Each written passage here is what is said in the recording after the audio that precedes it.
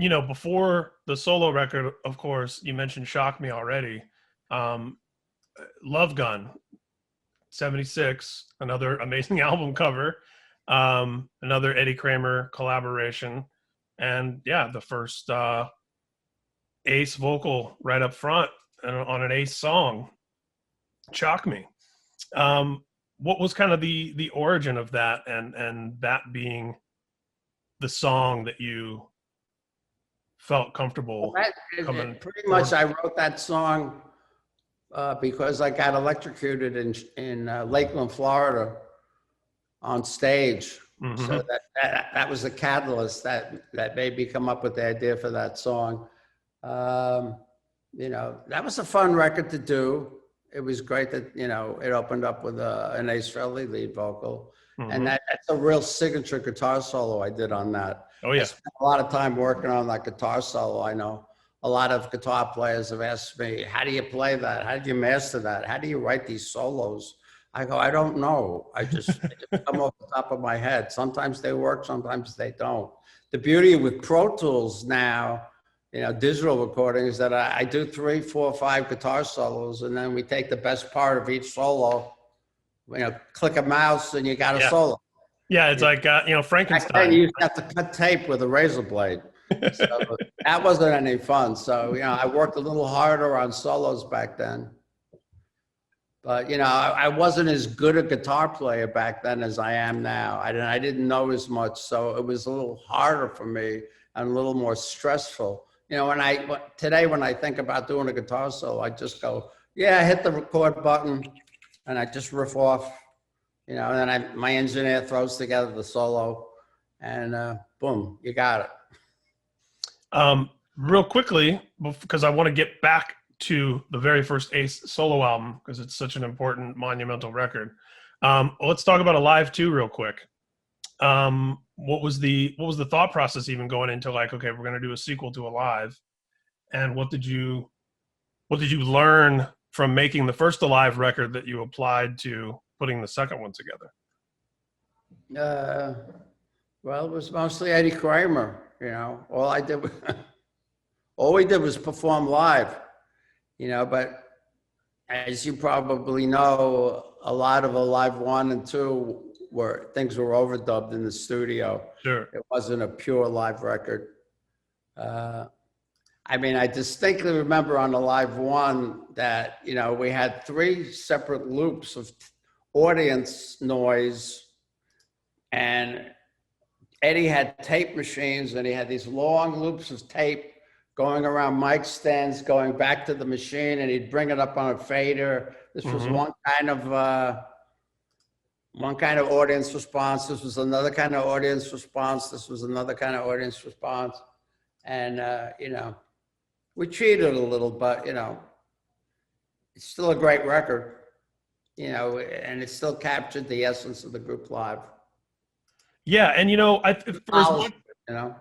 for as much as has been said about, you know, things being overdubbed and things like that, I think it's a little unfair to Kiss in light of how many bands currently, pop stars, rock bands, that's how every live record is. You know, there's some amount of polishing and fixing and tuning that goes into, because you want it to sound good, you know, and it doesn't mean it isn't real or authentic. It's still the guys playing.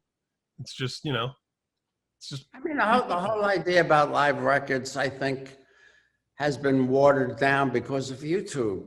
I mean, every time I want to see myself live, you know, all I have to do is wait a couple of days and somebody posts right, the show I did a few days ago. Yeah. You know, I mean, the idea of trying to actually do a live album isn't that exciting anymore. And when I re-signed with E1 Music recently, you know, for 3 more albums, they wanted me to do a live record. And then I said, you know, do you really want me to do a live record? I mean, you know, with YouTube and everything else. And they actually said, maybe it's better we do an Origins Volume 3. After they heard Origins Volume 2, and they were so thrilled with the way that came out that I think they said, maybe it's better we do an Origins Volume 3. And so there you go. Yeah, and I mean, like you said, cut the idea for a live record. Yeah, and like you said, with YouTube, it's like you're putting out a live record every day when you're on tour. Right. It's put out the next day. So the first solo record, you mentioned, Will Lee. Let's talk about Anton Fig, who, of course, a lot of us grew up, I grew up watching him in the David Letterman band, and I always got a kick out of it because I knew he was the Ace drummer as a Kiss fan. What was your introduction to Anton Fig, and how did you get to know him, and how did he end up playing on that first record? Well, Anton and me, hit it off immediately, but it was destiny that Anton was going to play on my record, because I remember a friend of mine, Larry Russell, who I went to high school with, called me up one day and he said, I was looking for a drummer for the record. And he said, you got to hear this guy, Anton Fig. And then like 2 or 3 days later, Eddie Kramer calls me up and goes, you got to hear this guy, Anton Fig. So I got it from two sources that, hadn't spoken to each other. So I said to myself, I better check out this guy, Anton Fig. And, we jammed together and, we just hit it off, like salt and pepper.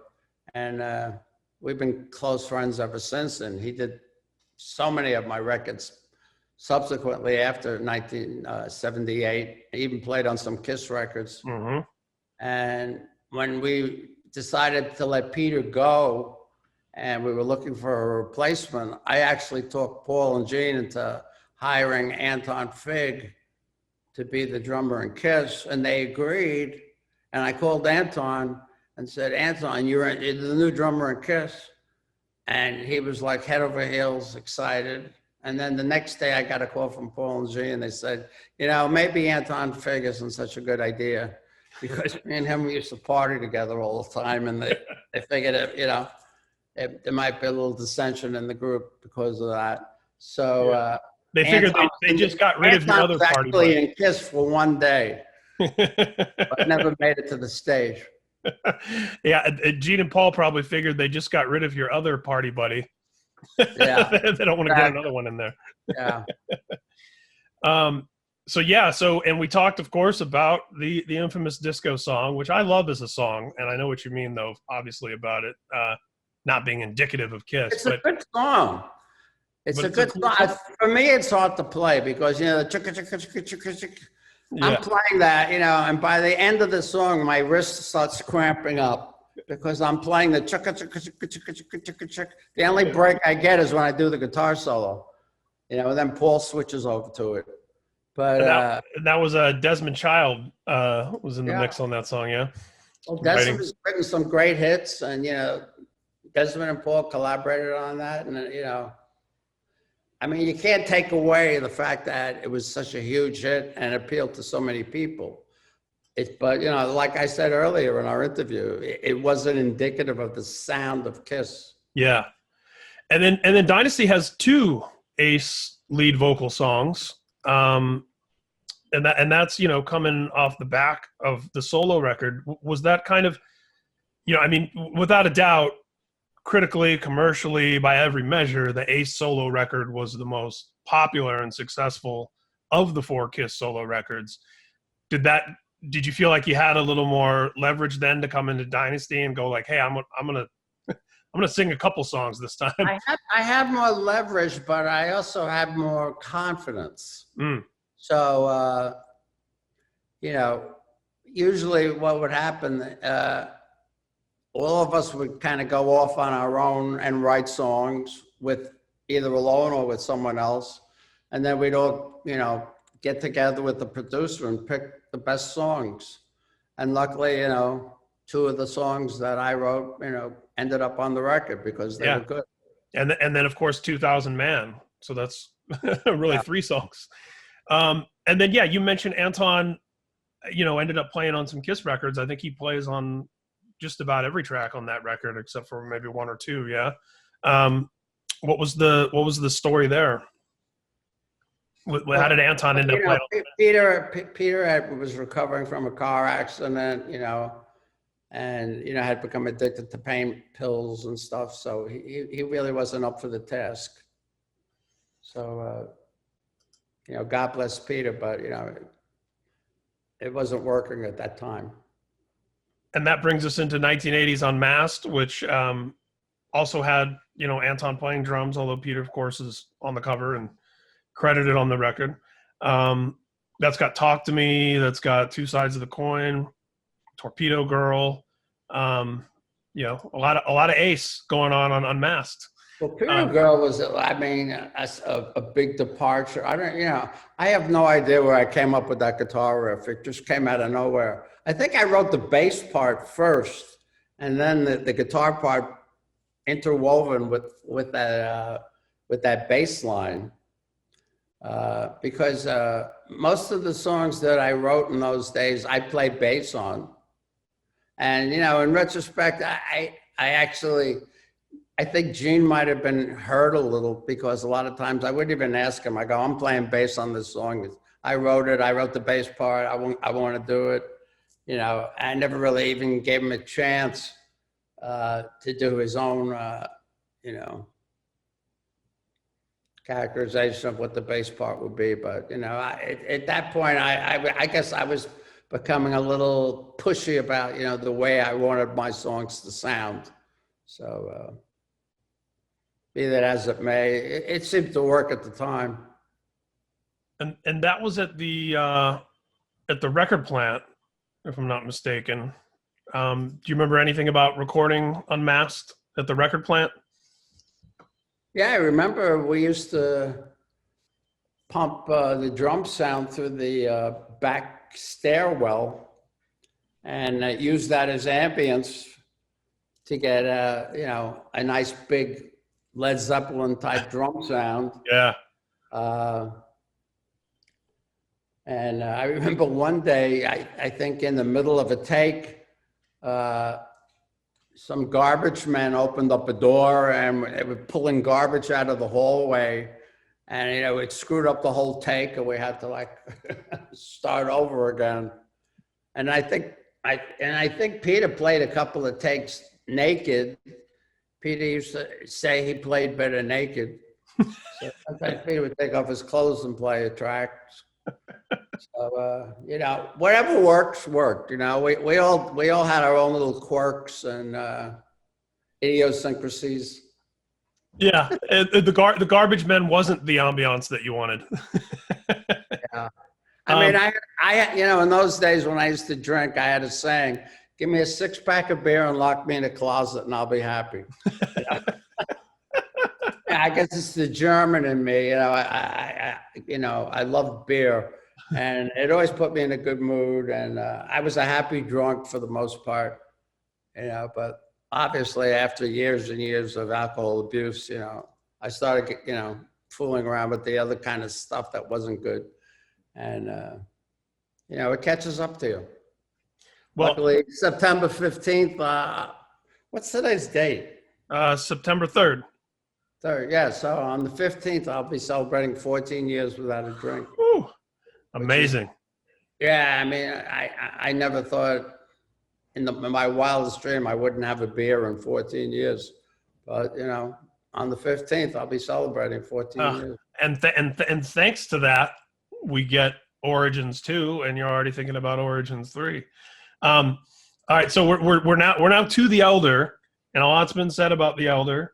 I want to focus on a couple positive things about The Elder, which one, I really like the Japanese only cover. And your picture is actually bigger than the other three guys on that Japanese cover. But that was the first record with the late great Eric Carr, the Fox. Yeah.